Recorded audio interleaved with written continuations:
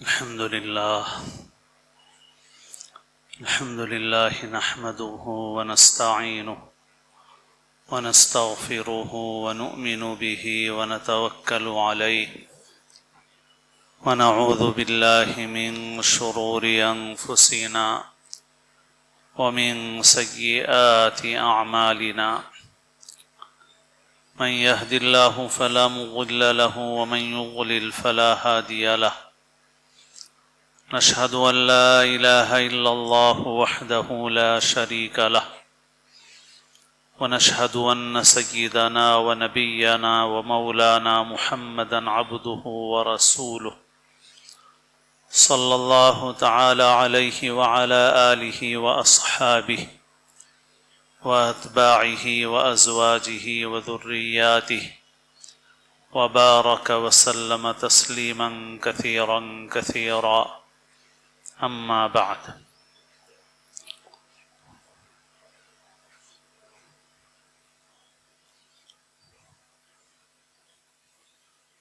قابل احترام بزرگوں، عزیز دوستوں اور ساتھیوں،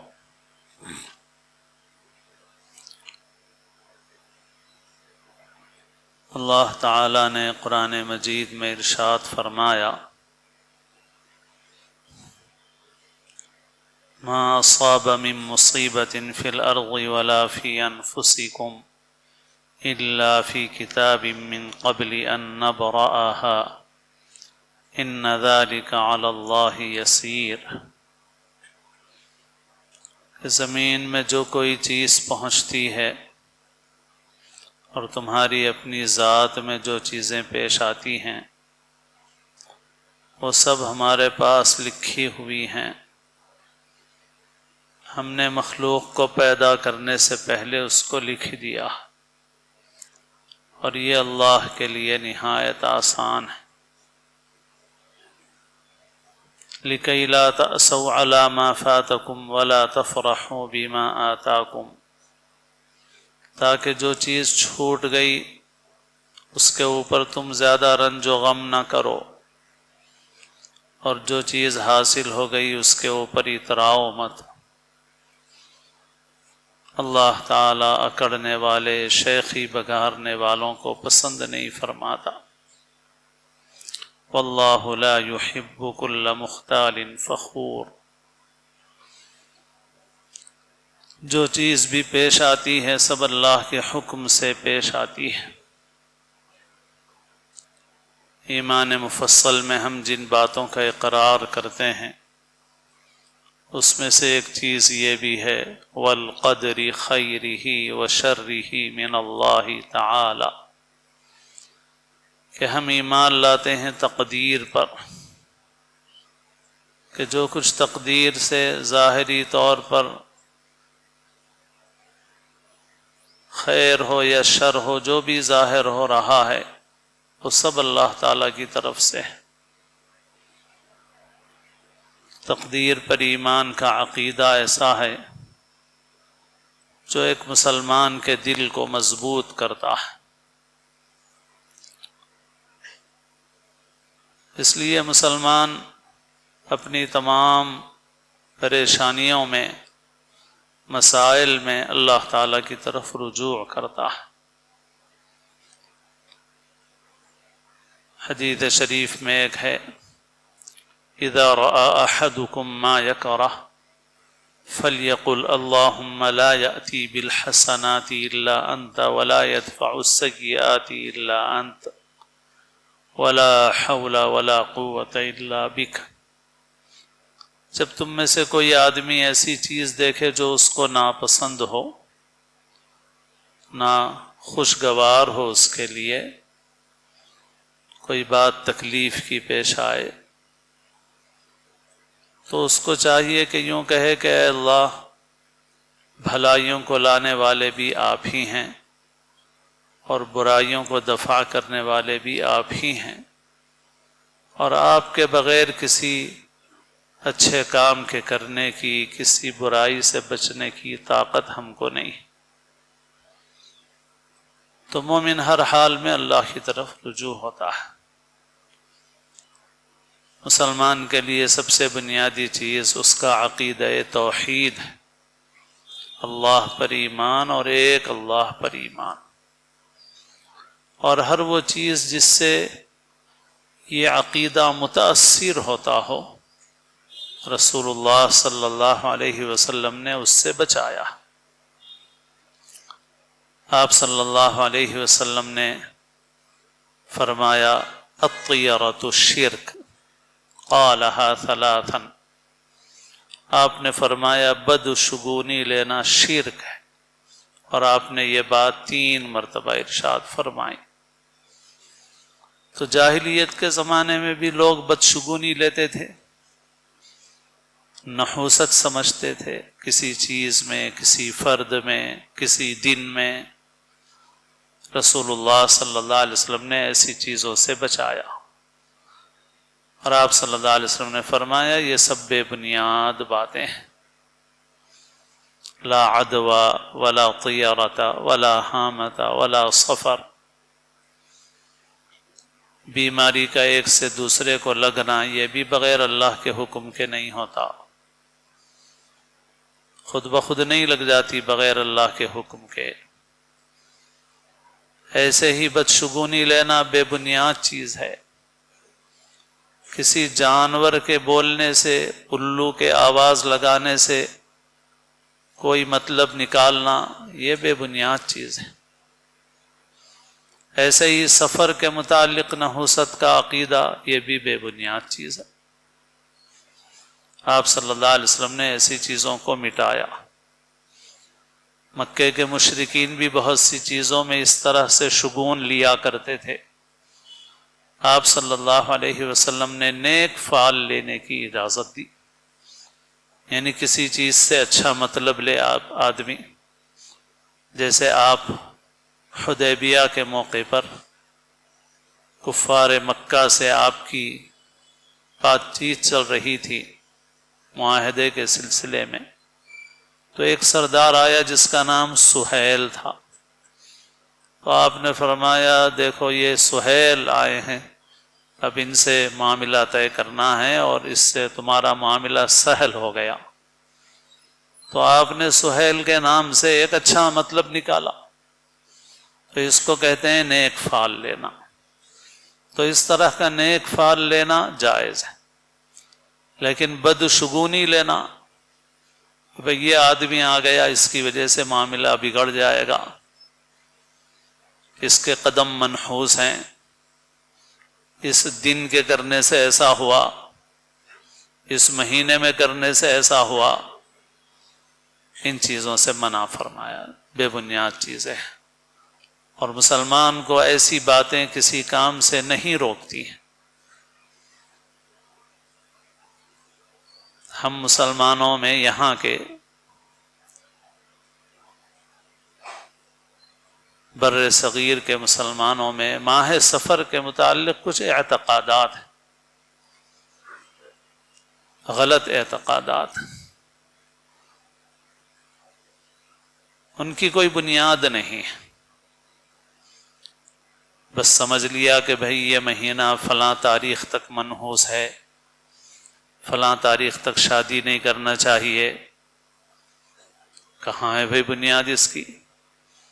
اگر یہ ایسی ہی اہم چیز تھی تو ہمارے فقہا لکھتے، محدثین لکھتے، کسی محدث نے نہیں بتایا، کسی حدیث کی کتاب میں نہیں ہے، پھر فقہا نے حدیثوں سے، قرآن کی آیتوں سے نکال کر ہمارے لیے احکام فقہ کی کتابوں میں جمع کیے، ان میں ہر چیز بتائی کہ بھئی یہ حرام ہے، یہ مکروہ ہے، یہ بہتر چیز ہے، درجے بھی بتائے۔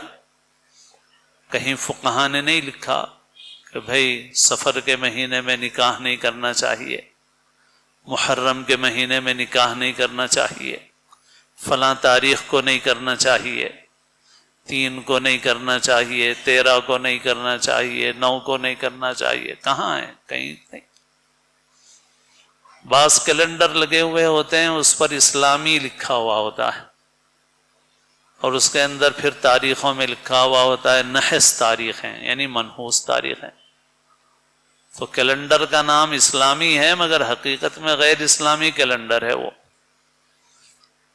اگر یہ تاریخیں نحس ہیں کہاں ہے بھائی؟ فقہا کم از کم اتنا لکھ کے جاتے ہیں، امام ابو حنیفہ، امام شافعی، امام مالک، امام احمد اور بہت سارے فقہا گزرے ہیں، بہت سارے محدثین گزرے ہیں. وہ مسلمانوں کو نقصان سے بچانے کے لیے ضرور لکھ کے جاتے کہ بھئی دیکھو کچھ دن منحوس ہوتے ہیں، ذرا دیکھتے رہو ان کو، ان کی تاریخیں نکالتے رہو. تو انہوں نے تو نہیں لکھا نا بھائی کہیں بھی. اور رسول اللہ صلی اللہ علیہ وسلم خود اپنی شفقت سے بتا دیتے، کیونکہ آپ صلی اللہ علیہ وسلم حریص علیکم بالمؤمنین رؤوف الرحیم، مسلمانوں کے لیے بھلائی کے حریص تھے، آپ ایمان والوں کے لیے بہت شفیق تھے. تو آپ اپنی شفقت سے بتا دیتے کہ دیکھو یہ چیزیں ان سے پرہیز کرنا، مگر آپ صلی اللہ علیہ وسلم نے نہیں بتایا. اور پھر مسلمان کو اور تمام چیزوں میں یہ بات اچھی طرح ذہن میں بٹھا لینا چاہیے کہ ہمارا دین سنی سنائی باتوں پر نہیں ہے، سنی سنائی باتوں پہ نہیں ہے. جو بات بھی ہے اس کو معلوم کرنا چاہیے، کتاب سے معلوم کرو، کتاب کو علماء سے سمجھو، دونوں چیزیں ضروری ہیں. کیونکہ بعض وقت ہر آدمی کا علم اتنا نہیں ہوتا کہ وہ کتاب سمجھے. تو کتاب سے معلوم کرو، کتاب کو علماء سے سمجھو کہ بھئی یہ کتاب میں لکھا ہوا ہے. تو بھئی نہ قرآن شریف میں ہے، نہ حدیث میں ہے، نہ ہماری فقہ کی کتابوں میں ہے، اور مختلف مسلک کے لوگ ہیں ان کی کسی کی بھی کتابوں میں نہیں ہے ایسا. تو ایسی بے بنیاد چیزیں صحیح اور درست نہیں. اور پھر جیسے میں نے کہا کہ ہمارے علاقے میں، ہمارے ملکوں میں ہے یہ، باقی دنیا میں بہت سارے مسلمان ملک ہیں. ہم حج کو، عمرے کو جب جاتے ہیں تو ہم دیکھتے ہیں نا کہاں کہاں سے لوگ آتے ہیں، ساری دنیا سے لوگ آتے ہیں، الگ الگ ملکوں سے، الگ الگ رنگ کے، زبان کے. تو وہاں جائیں گے آپ تو وہاں ان چیزوں کا تصور بھی نہیں ملے گا. اور حضرت مولانا علی میاں رحمۃ اللہ علیہ بدعات کے متعلق فرمایا کرتے تھے کہ بدعت یعنی جو چیزیں لوگ اپنی طرف سے بنا لیتے ہیں، حالانکہ دین میں ان کا کوئی لازمی درجہ نہیں ہوتا. بعض چیزیں ایسی ہوتی ہیں کہ اپنی ذات میں اچھی ہوتی ہیں مگر ان کو لوگ کمپلسری بنا لیتے ہیں، اپنی طرف سے لازم بنا لیتے ہیں.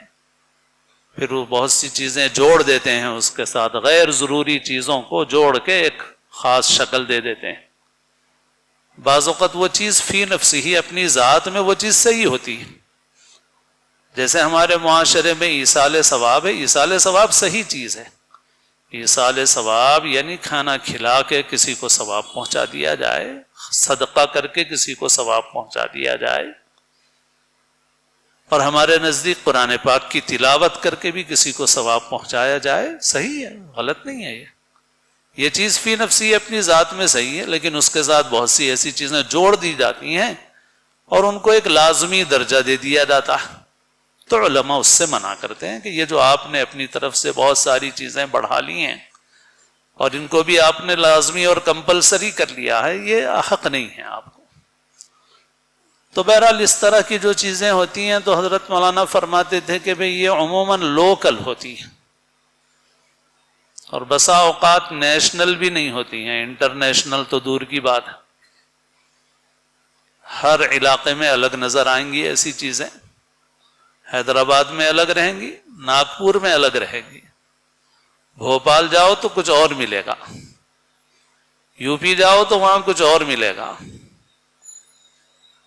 تو جہاں آپ جائیں گے وہاں الگ الگ چیزیں نظر آ رہی ہیں. اور سنت جو ہے وہ انٹرنیشنل ہوتی ہے، ہر جگہ موجود وہی ہوتی ہے. تو یہ چیزیں ہمارے علاقے میں رواج پا گئی.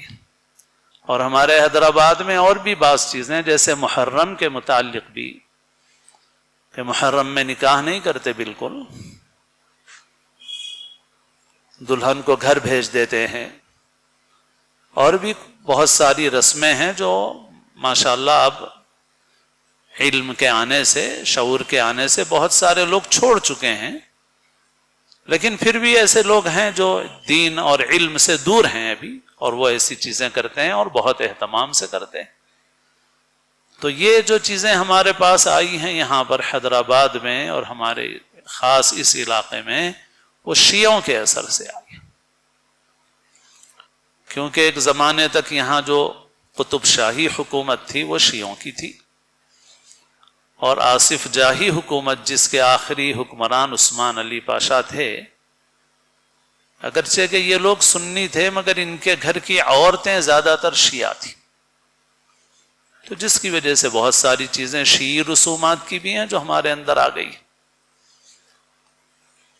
تو بس بنیادی چیز مسلمان کو یہ اچھی طرح سمجھنا چاہیے کہ ہم کو علم حاصل کرنا ہے، پہلے پوچھو.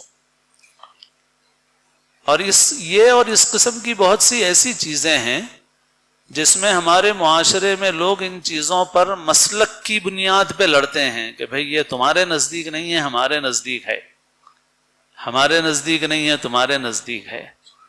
لیکن اس طرح کی بہت سی چیزیں ایسی ہیں کہ جتنے بھی اہل سنت کے مکاتب فکر ہیں، اگر آپ علماء سے معلوم کریں گے تو علماء سبھی بولیں گے کہ یہ غلط ہے، مگر لوگوں کو علم نہیں ہے اس کا. آپ چاہے بریلوی علماء سے معلوم کریں، چاہے نظامیہ کے علماء سے معلوم کریں، دیوبند کے علماء سے معلوم کریں، مگر لوگ علماء سے نہیں پوچھتے.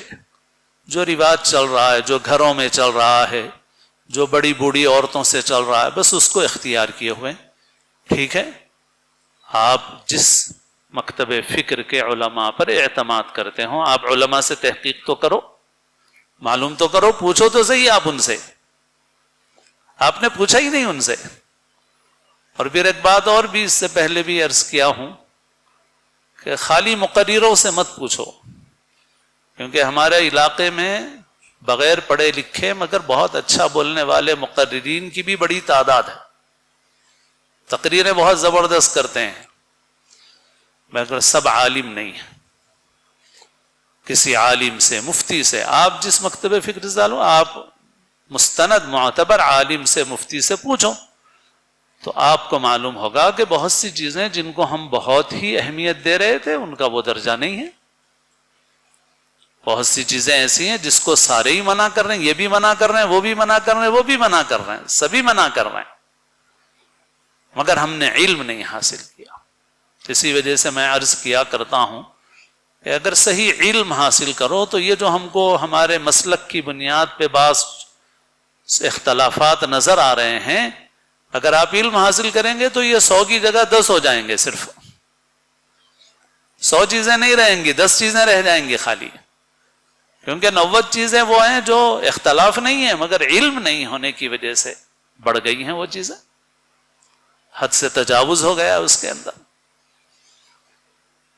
تو معلوم کرو، علم حاصل کرو، پوچھو مستند علماء سے اور اس کے مطابق عمل کرو. اور ہمت کر کے آدمی کو جو سنت و شریعت ہے اس کے اوپر عمل کرنا چاہیے. اور جہاں پر واقعی اختلاف ہے تو ہم ہمیشہ ہی کہتے ہیں کہ بھئی آپ کو جس عالم اور مفتی پر بھروسہ ہے آپ اس کے فتوے پہ عمل کر لو، اس کے سوا کوئی اور راستہ نہیں ہے، اور وہ عالم اور مفتی ذمہ دار ہے. تو بہرحال یہ ہے کہ جو بے بنیاد باتیں ہیں ان سے بچنا چاہیے. انہی میں سے ایک چیز یہ بھی ہے کہ ان دنوں کے نحوست کا عقیدہ ہے، شادیاں نہ کرنا ہے، بہت سی تاریخوں کو منحوس سمجھنا ہے، بدشگونی لینا ہے، کبھی کسی لڑکی کو منحوس سمجھنا ہے، کبھی کسی آنے والی دلہن کو منحوس سمجھنا ہے. یہ سب غلط باتیں ہیں. ہرگز ہرگز مسلمان کو ایسا نہیں کرنا چاہیے قطعاً. کوئی موت ہو گئی، کوئی حادثہ ہو گیا، کوئی بچی ہمارے گھر میں آئی اور ہم نے اس کو نشان طعن بنا دیا کہ تیری وجہ سے ہو رہا ہے، نعوذ باللہ من ذالک. ایسا نہیں کرنا چاہیے. اور ایسے ہی علاج وغیرہ میں بھی آدمی کو تدبیر کرنا چاہیے پوری، لیکن تدبیر کے بعد جو بھی نتیجہ نکلے یہ سمجھنا چاہیے کہ من جانب اللہ یہی ہونے والا تھا. ہاں، مقدر تھا، یہ وقت طے تھا، موت کا لکھا ہوا تھا، ختم ہو گئی بات. ہم کو اسی کی تعلیم دی گئی ہے اور اسی سے دل کو اطمینان ہوتا ہے اللہ تعالیٰ نے مقدر میں رکھا تھا بھائی، جو تدبیر کوشش ہم کو کرنا چاہیے تھا وہ ہم نے کر لی، باقی جو بھی ہو گیا بس اللہ نے مقدر میں رکھا تھا۔ کیونکہ حقیقت یہی ہے کہ آدمی جو کچھ بھی تدبیر کرتا ہے اور تدبیر کرنے کا حکم ہے، مگر نتیجہ جو اللہ تعالیٰ مقدر میں رکھتے ہیں وہ ہو کے رہتا۔ تو یہ یقین اور اطمینان، اللہ کی تقدیر پر اعتقاد، یہ مسلمان کے لیے سکون کا ذریعہ بھی ہے، مسلمان کے دل کو مضبوط رکھتا ہے، اور زندگی کے میدان میں بھی مسلمان کو آگے بڑھاتا ہے۔ دوسرے لوگ ڈر جائیں گے، پیچھے ہٹ جائیں گے، مگر مسلمان ایسی چیزوں سے ڈرتا نہیں، پیچھے ہٹتا نہیں۔ ہاں، اپنے عمل کو دیکھتا ہے وہ کہ گناہ تو نہیں ہو رہا ہے، اللہ کی نافرمانی تو نہیں ہو رہی ہے، اللہ کو ناراض کرنے والا کوئی کام تو نہیں ہو رہا ہے، بس مسلمان اس کی فکر کرتا ہے۔ ہاں، اللہ تعالیٰ اپنے فضل سے، اپنے کرم سے ہم سب کو صحیح سمجھ نصیب فرمائے، اور ہر قسم کی غیر ضروری رسومات سے، خرافات سے اللہ تعالیٰ ہمارے معاشرے کی حفاظت فرمائے۔ اللہ تعالیٰ ہم سب کو اسلام کی زندگی اور اپنے اپنے وقت پر حسن خاتمہ نصیب فرمائے۔